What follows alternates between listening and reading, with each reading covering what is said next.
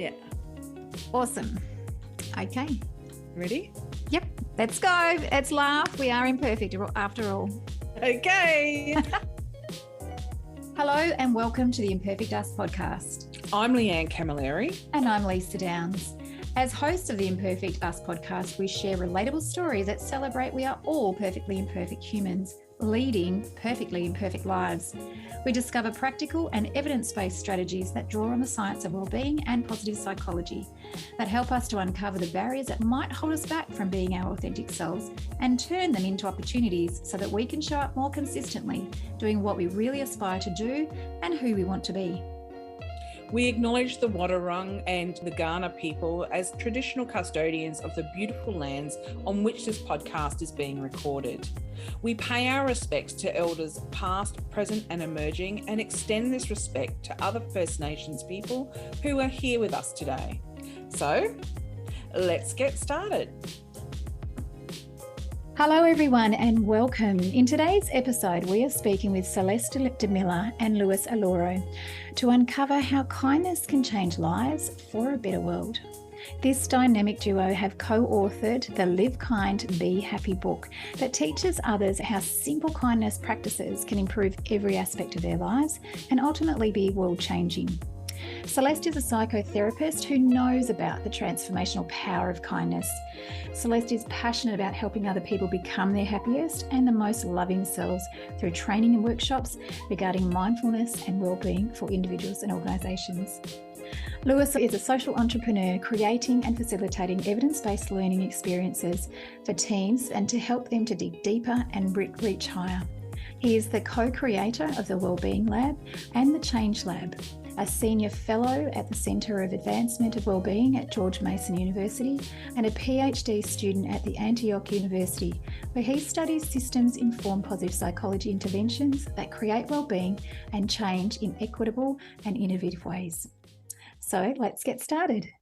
Hello and welcome, Celeste and Lewis. It's so exciting to see you, and we are really grateful for you to be a part of our podcast today, and really happy to be talking to you about your new book, Live Kind and Be Happy. So you ready to dive on in? Yes, yeah. All right, here we go. We would really love you to share a little bit about what inspired you to create the Live Kind and Be Happy book. All right, so picture it, San Francisco, 2017. I was calling together a cohort of our certificate in applied positive psychology program. And Celeste, a psychotherapist, was not new to positive psychology at all, though she saw that we were teaching this class up in San Francisco. And Celeste, I don't know if you know the geography of California, but Celeste lives in Southern California and San Francisco's up in Northern California. So it was no small feat for her to get there every weekend for 6 months to take this, 1 weekend a month for 6 months to take this course.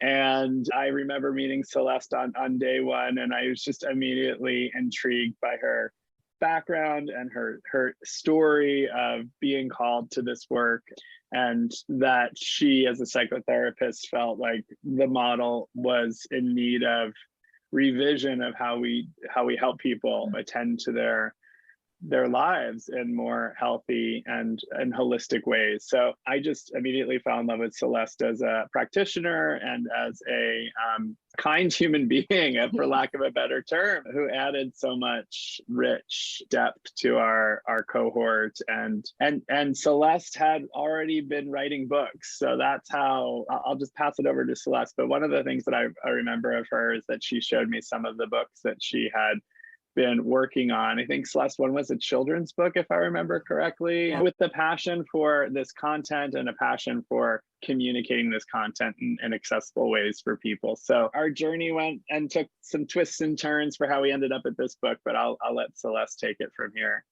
Thank you, Lewis. That was so kind of you, all those kind things about me. And it's right back to you, Lewis. When I first met him, I was like, wow, he's just on the ball. And he was also so kind, and he really cared about what he did. And so I was very drawn to him. So at the end of our class, I asked him if he wanted to work with me on a book. And so we started working on a book on positive psychology for mental health professionals. Mm-hmm. And So I asked him to work on this book. But then in the middle of doing this, we had been doing this for a while. I turned 50 and had a midlife crisis, going, oh my gosh, my life is more than half over. And what have I done with my life? And I really decided I wanted to live with more intention going forward. And how I decided to do that was I decided to start purposefully practicing kindness. This was important to me because kindness had always been one of my most cherished values. It was my strongest strength, but I still didn't always live as if it were. Life just kind of got in the way of being as kind as I wanted to be. So the way I practice is I set up one small kindness challenge for myself every week. So for example, on a Monday, I might say, okay, Celeste, this week you're going to do at least one random act of kindness every day. And then the next week I would do another kindness challenge and so on. These challenges did not take a lot of time or energy out of my week, but they made a huge impact. I see the impact I was having on people around me. It was making people happier, making people smile. And I could feel the impact on me. I was feeling excited about life again. And I just thought, this is what I want to be writing about. And despite the fact that I asked Lewis to write this other book with me, I just knew that I had to let that go and work on this. So I approached Lewis. I'm like, Lewis, this is where my heart is. I really want to be writing about kindness. And he was lovely. He's like, Celeste, if that is where your heart is, you need to follow your heart and I will support you in whatever way that I can. And let's do this. And so that's how we brought about Live Kind, Be Happy, how simple science-based kindness practices can make you happier. So that's a beautiful story. Yeah. I really love that you experimented as well with those practices, like a researcher and a scientist, really, with that beautiful beginner's mind. What is it like? And then noticing it yourself. I think that's just so rich, and why some of those things in your book, the practices, are really beneficial for others. Thank you. Yeah. Lewis, could you share with us some of the positive changes that we might expect when practicing kindness for ourselves and others, and how it might make us happier? Well, surely. I mean, Celeste's story right here, I think, is better tribute than any scientific study, really, in realizing the benefits of kindness in terms of feeling better. So one immediate impact of kindness is improving one's mood. And certainly someone facing a midlife crisis or a quarter life challenge or a late life challenge, I mean, this could be a really simple and easy way to improve our mood, lessen cortisol, and decrease our blood pressure. Really has an impact on our stress levels, kindness, reducing stress levels.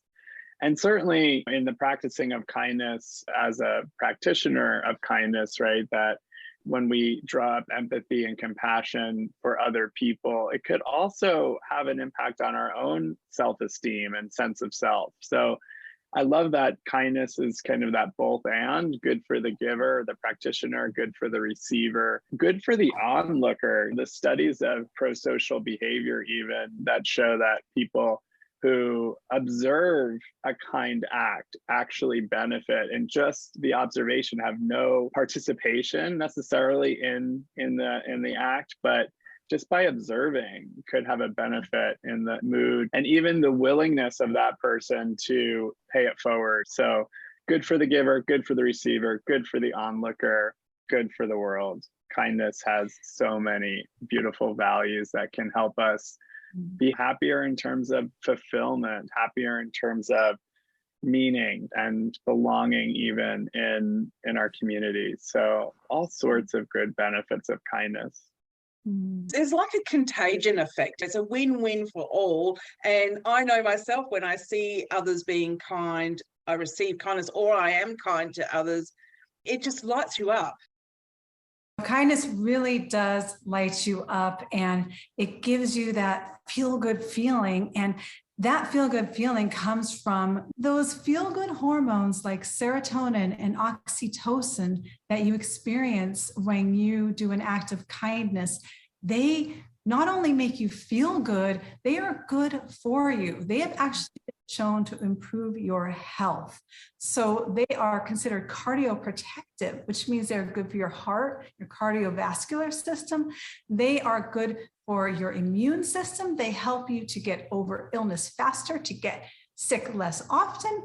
They even help you decrease chronic pain. So kindness is powerful. We think of it as kind of this fluffy thing, but it's really a very powerful thing to do for yourself and for others in the world. So it's just such a powerful way to change yourself in the world. I love it.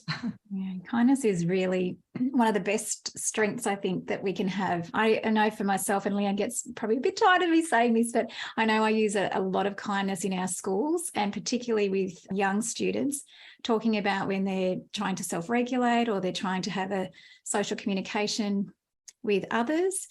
By having a kind conversation changes the lens. So when they're trying to be, if they're frustrated, for example, rather than shouting and carrying on with them, how might you say that in a kind way? And that they don't even have to really think for very long. They just saying kind conversation. How can you say it in a kind way? All of a sudden they just say, oh, I'm really frustrated. Can you just please move aside? Or it's just such a powerful, powerful tool. Just even the word kindness is what we're seeing in schools. Love that. Thank you so I love much. that.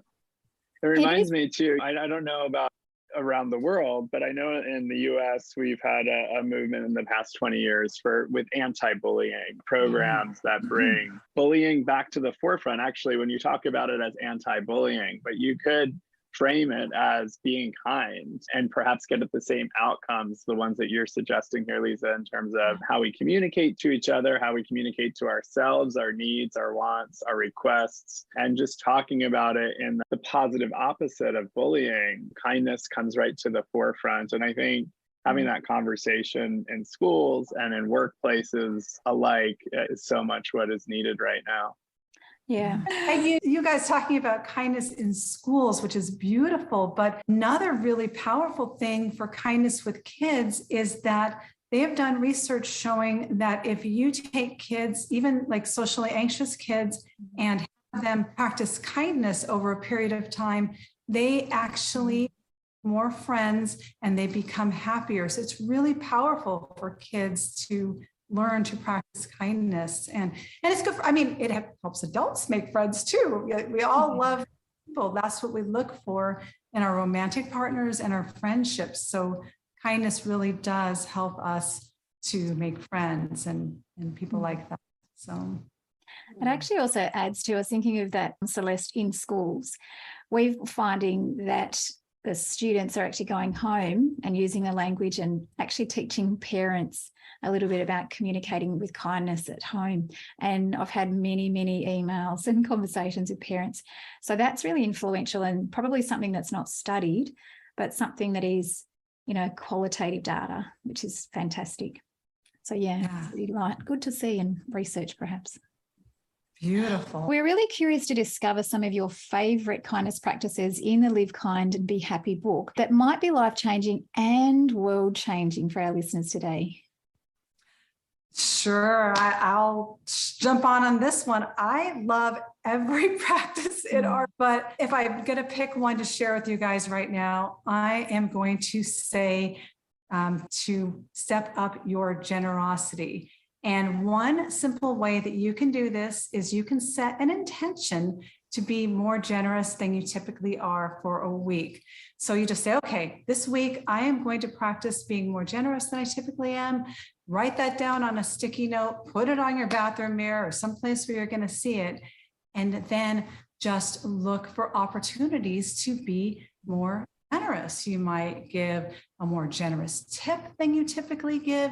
You might say yes at the supermarket when they ask if you want to donate to some cause they're collecting money for. You might give $5 to an unhoused person. You might donate to your favorite charity. You might even just give the bigger slice of cake to the other person. Little. But if they don't realize that they're getting the bigger piece of cake, you will know. And it's a way to step your generosity. And I love this practice because it's powerful.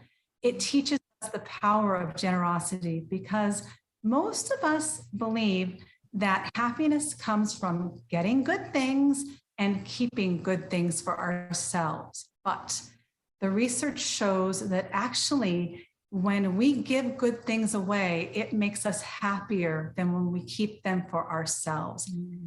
That's why we need a practice like this to experiment and try out and see what it feels like to be generous. And once we do this practice and we see, wow, yeah, this really does make me happier, then we are going to be more likely to just naturally be more generous going forward. So I really love that. And I think it's such a simple thing to do in other ways. So it doesn't have to be through money or so forth, but many acts of generosity to help others and support them. And you see the light on their face as soon as that happens. They're so surprised and they're just not used to it. So how wonderful would that be, being the norm? It's such a simple practice, but with such an impact, not just feeling better about things, feeling the impact for our total well-being as well. absolutely. Yeah. And Lewis, I like did you that. have a special one? Well, I was just going to comment on that just for a minute, because it reminds me of one of my teachers who says, we're all of it. We're all generous and we're all stingy. We're all kind and we're all cruel. Like, the reason that we understand these concepts is because we understand what they aren't too, right? We understand what cruelness is, and we could all in some ways be cruel, just like we can all in some ways be kind. We can all in some ways be generous, just like we can all in some ways be stingy. So that well-being is one of these kind of holistic ideas that it's all of it combined, right? Where I think kindness and practices around kindness is just part of that parcel. One of my favorites and that we highlight in the book is very simple, and it's not nothing that we or any modern researcher can claim as their own, which is a loving kindness meditation, a meta meditation, right? That starts in a very internal way of introspection and kind of going inward. Sometimes we think of kindness a lot about going outwards and doing things and being out in the world, but this is something that you do on your own meditation cushion, and it has such a profound effect. It's stood the test of time through centuries, this meta meditation. It's a meditation that I love our researcher friend Barb Fredrickson uses in some of her workplace interventions that shows people who employ this practice can increase our own vagal tone. A way of indicating physical well-being is by vagal tone. So meta meditation, this kind of loving kindness practice, is one of my favorites. It's super simple, and it always leaves me after 15 minutes just feeling that lit up feeling of, wow, I didn't do anything overtly outward, yet I know that what I just did has profound impact on me and all of the people that I bring that loving kindness awareness to through the practice. Celeste, I know it's one of your faves too, so anything else you want to say about that one?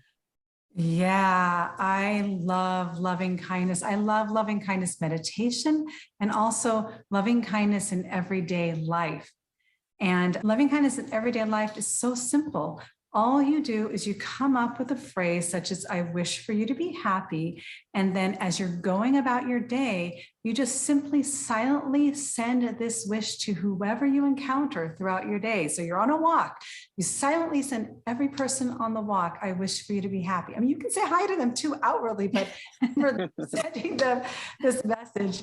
Or like you're standing in line at the grocery store, each person in line, one at a time, you send them the wish, I wish for you to be happy. And this is one of those practices that before I tried it, I'm like, well, how can this possibly have any benefit. It's so simple, but it really does. And there is research that shows that loving kindness practice reduces your self-critical thoughts. It reduces your judgments of others. It increases your self-compassion. It increases your compassion for others. So it primes you to be kinder. So it trains your mind to be kinder, and then that can actually express out in the world as well. It's powerful. I love that practice. So another way that I tend to use loving kindness, I use it when I'm angry with someone. When you send loving kindness, you don't want to just send it to people you like and think positively of. You want to send it to everyone, no matter how you feel towards that person. So when I feel angry with somebody, I actually sit down and I send them loving kindness, and it actually softens my feelings of anger. So it's a really powerful way to help us connect better with people, even those we might, with your boss. It's hard to be angry with your boss if you have to go to work. So this is a way you can soften that feeling and have more connection with that person. So, such a wonderful way of being. Speaking of bosses, how might we amplify kindness and happiness in our workplaces along with our communities? That's a really great question. How do we cultivate more kindness in our workplaces? How do we have kind conversations with our colleagues? I love Brene Brown's adage that clear is kind. Being clear with each other is kind. And I think that's so true, especially in the work that I'm doing these days in leadership development and organizational team kinds of building, teaching people how to give feedback that is clear and kind at the same time. All systems rely on feedback for optimal functioning, whether that's the heating in your house or the natural system, the garden in your backyard, right? Is there too much sunlight, not enough sunlight, too much water, not enough water? The same is true for social systems. We need feedback to be able to optimize how we be together. And so one way that we could be more kind in our workplaces is to develop a feedback culture, more of a feedback culture that makes it just how we do things around here. We value feedback, and it doesn't just come from the boss to the team. It goes from the team member to team member to boss. It goes in all directions. And when people can use familiar and similar language, the one that I work with a lot is situation, behavior, impact, and way forward. If we could be very situational and behavioral in the types of feedback we're giving, positive or negative, right? We can say, Celeste, yesterday in the team meeting, when you said that idea could never be possible, it made me feel disappointed and sad that would be how you would meet my idea. And in the future, I just request that you be more mindful in your words, because it really struck me and it stuck with me 24 hours later. I'm giving you this feedback now because I value our relationship. And I know that you love ideas. So maybe you can explain to me what was going on for you in that moment, and then toss the ball back to Celeste and invite her into a dialogue. But I was clear, right? And I didn't say 2 months ago in that meeting. No, it was yesterday during that time, right? When you said something very specific, right? It made me feel, it had this impact on me. And I'm telling you now because I value our collegial relationship. And I just wanted to request that in the future, you be more mindful of your words, right? So I'm not withholding that communication, because that can become really toxic for me physically. And it's also toxic for the team when we're withholding expressing ourselves to each other. And it could just be conversational. And I know that was a long way of answering your question, Leanne. How can we be more kind at work? We could be more self-expressed, and we can communicate more clearly, because clear is kind.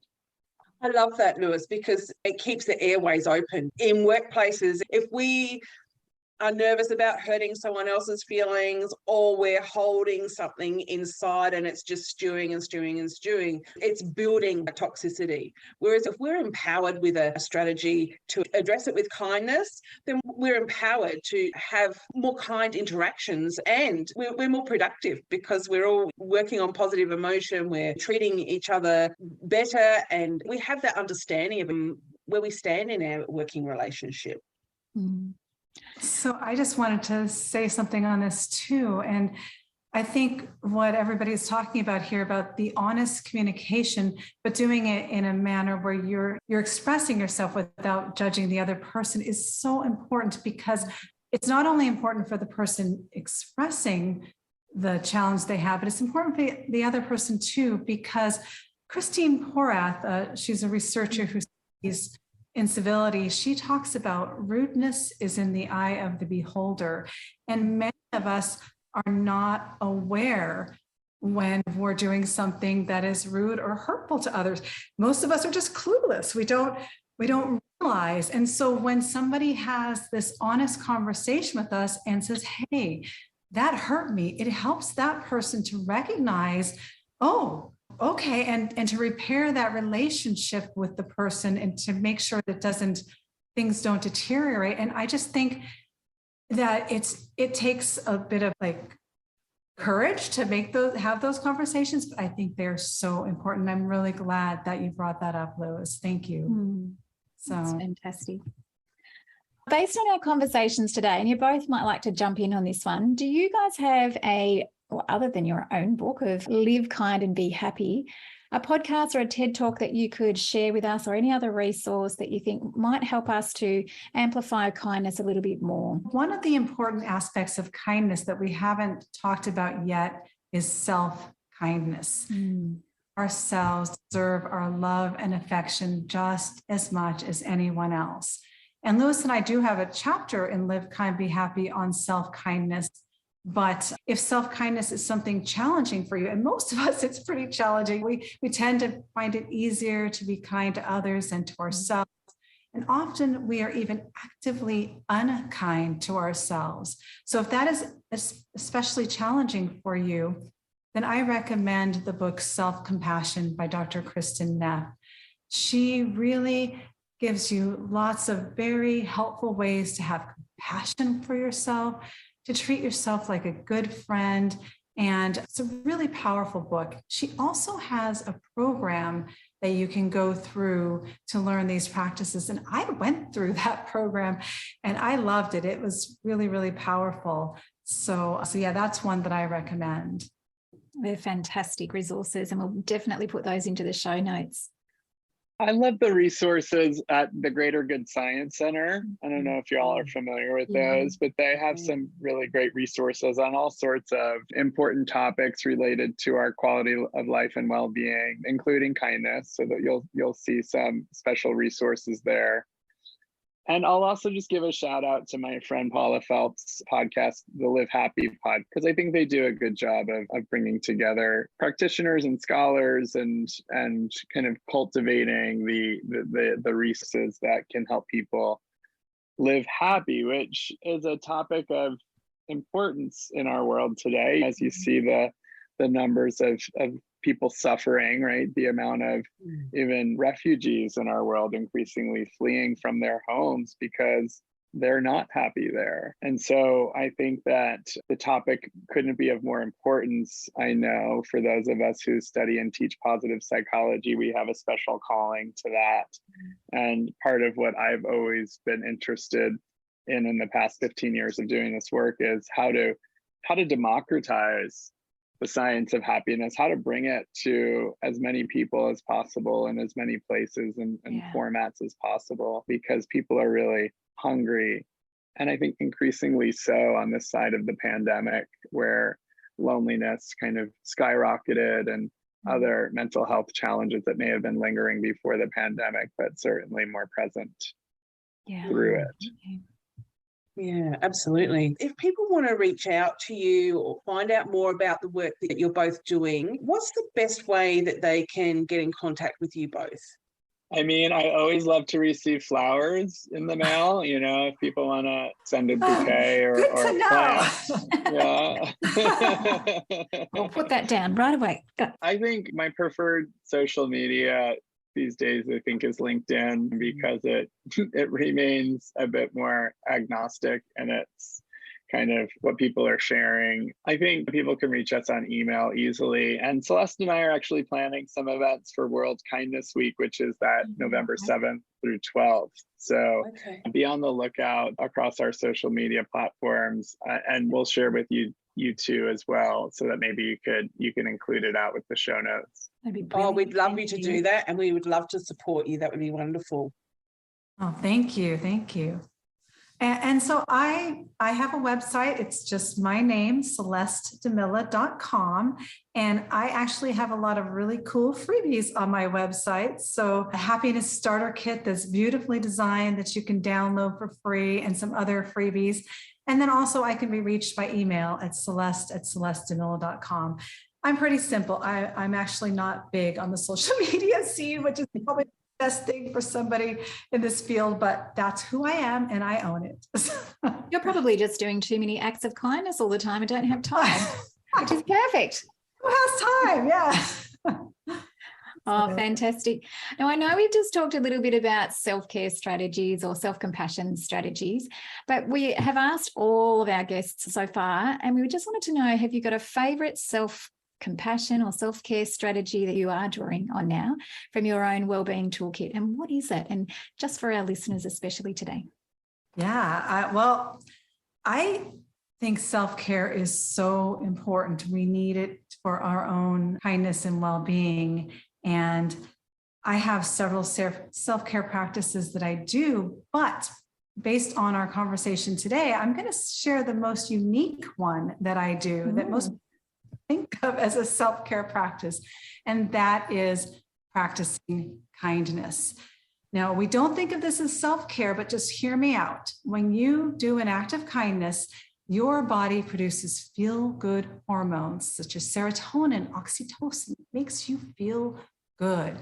Those feel-good hormones don't just make you feel good, they are good for you. They are good for your heart, they're good for your immunity, they reduce chronic pain, and they also reduce our stress and anxiety levels. So that's powerful. Plus, when you do an act of kindness for someone, like send Lewis a plant, for example, you are strengthening your relationship with that person. And relationships are one of the most powerful things that we can do for our own well-being. I don't know what more you want from a self-care practice than that, but in my opinion, kindness is really one of the most powerful self-care practices that you can do. Absolutely. Thank you for that. That's so beautiful. Thank you so much. Lewis, you don't get out of this scot-free. We'd love to hear from you as well. My self-care practices are my keystone habits, the ones without which everything else is off. And so for me, like most people, that has to do with my eating, my moving, and my sleeping. And so I'll share with you 3 different strategies, one for each of those pillars. For eating, I love to cook. And so being home when I'm not traveling, I love to go to the farmer's market down the street and just bring home fresh things to prepare.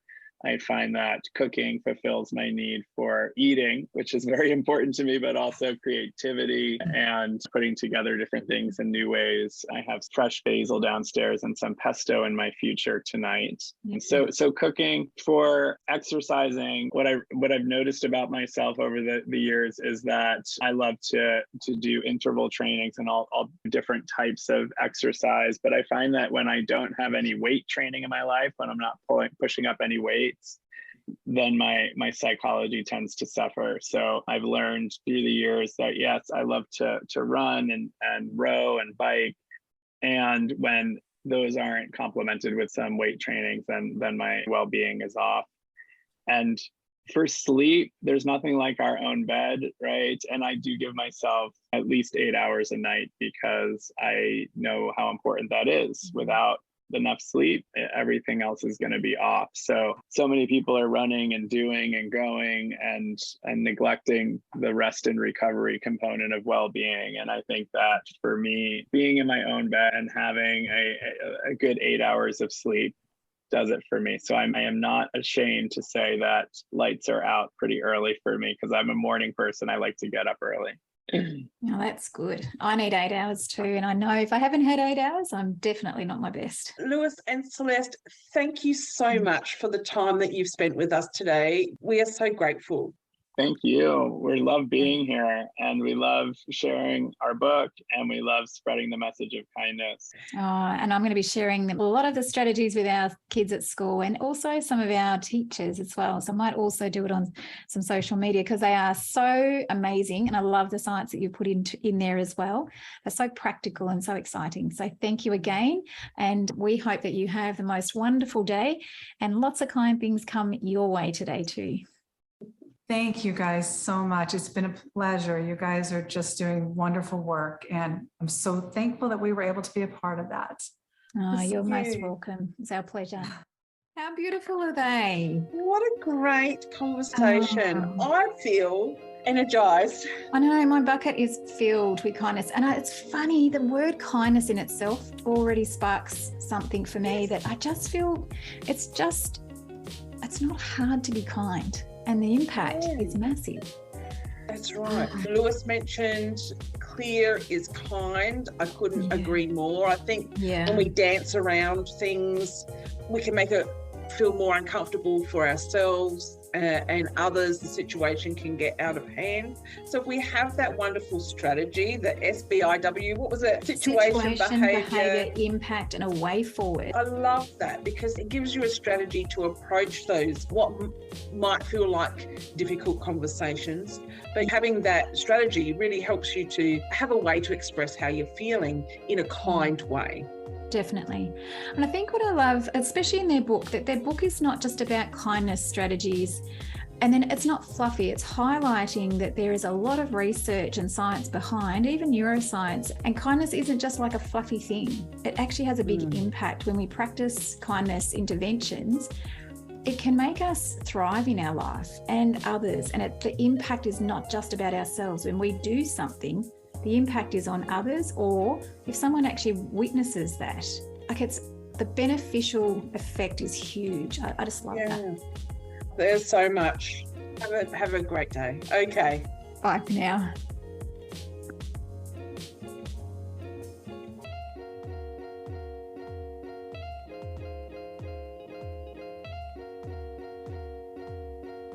And thank you for listening to the Imperfect Us podcast. As always, we are extremely grateful to our executive producer, Brenton Ainsworth, for helping us to put this episode together. If you've enjoyed this podcast, please share it with someone you care about, and we would be grateful if you could rate this podcast on iTunes. To continue the conversation and see what we're up to, you can connect with us on LinkedIn. Just search for Imperfect Us. Bye for now.